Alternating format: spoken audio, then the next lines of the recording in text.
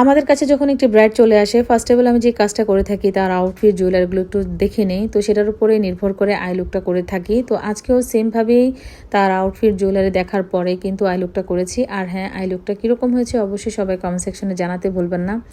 প্রতিটা ব্রাইড যখন আমাদের কাছে আসে তো তার যে আকর্ষণ যে জায়গাটা সেটা হচ্ছে আই স্পেসটা। আই স্পেসটা যত সুন্দর হবে আই লুকটা দেখতে কিন্তু ততটা ভালো হবে। আমাদের আজকের ব্রাইডালের আইটা মাশাল্লাহ যেমন বড় তেমন আই স্পেসটা অনেক বড় ছিল।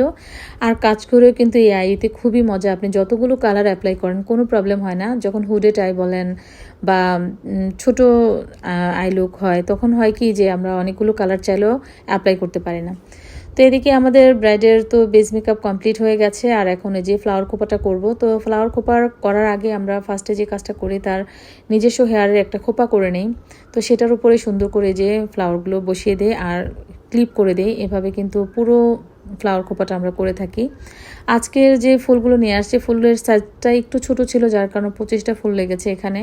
তো অনেকে যখন ফ্লাওয়ার খোপাটা করে তো দেখা যায় যে ফুল কম নিয়ে আসেন, তো পুরো মানে খোপাটা কাভার হয় না।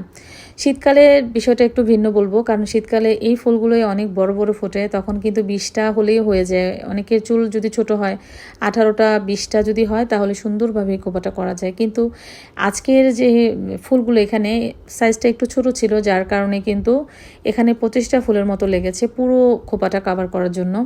তো এই যে প্রথমে সিরিয়ালভাবে আমরা যে ফুলটা বসিয়ে নিয়েছি, তারপরে একটা একটা করে সিরিয়াল করে কিন্তু এভাবে চুলের ভিতরে গুজে তারপরে ক্লিপ করে দেওয়া হচ্ছে, না হলে কিন্তু খোপাটা মজবুত হবে না। তো অনেকেই আমাদের এই খোপাটা দেখে এসে বলেছেন যে আপু ফ্লাওয়ার খোপাটাই করতে চাই।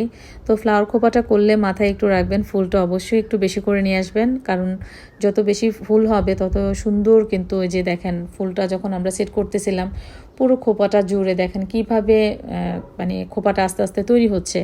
তো এই হচ্ছে ফ্লাওয়ার খোপার সৌন্দর্য, যত বেশি ফুল হবে ততই দেখতে বেশি ভালো হবে। আর এখন তো গোলাপ ফুলগুলো যেহেতু আনসিজন, তো সেই কারণে ফুলের সাইজটা একটু ছোট, যার কারণে একটু ফুলটা বেশি লাগবে। কিন্তু মানে যখন ফুলের সিজন থাকে তখন কিন্তু গোলাপগুলো অনেক বড় হয়। তো এইভাবে পুরো মানে যে খোপাটা আমরা যে করে দিলাম। আর খোপাটা করতে কিন্তু একটু সময় লাগে না, কিন্তু এটা যে সেট করার বিষয়টা এটা আপনাকে বুঝে শুনে সেট করতে হবে, না হলে কিন্তু দেখা যায় যে ফুলগুলো যদি ভালো মতো না আটকায় পরে দেখা যায় অনেক সময় ছুটিয়ে চলে আসে। তো সেটা মাথায় রেখে কিন্তু আপনারা অবশ্যই ভালো করে ক্লিপ করে দিবেন যেন মানে ফুলটা না ছুটে আসে। আর ফুলগুলো কিন্তু সেট করতে হবে খুবই ভাজে ভাজে। আর ভাজে ভাজে সেট করলে হয় কি ক্লিপগুলো খুব সুন্দরভাবে সেট হয় আর খোপাটা মানে সহজে ছুটে না, আপনি যতক্ষণ খুশি অতক্ষণ রাখতে পারবেন। তো এইভাবে দেখেন পুরো খোপাটা আমরা কমপ্লিট করে ফেলেছি আর দেখতেও বেশ সুন্দর লাগছে, তাই না? তো এই যে আজকে যে খোপাটা করার পরে এখন যে কাজটা করার বাকি আছে সেটা হচ্ছে গহনাগুলো আমরা আগেই পরে দিয়েছি, দোপাট্টা সেট বাকি।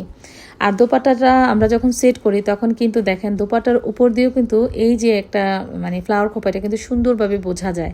এই হচ্ছে ফ্লাওয়ার খোপার সৌন্দর্য। আর ফাইনালি আমাদের ব্রাইড রেডি হয়ে গেছে। তো এ ছিল আমাদের আজকের ব্রাইড। তো দেখা হচ্ছে নেক্সট অন্য কোনো ভিডিওতে। ভালো থাকবেন সেই পর্যন্ত।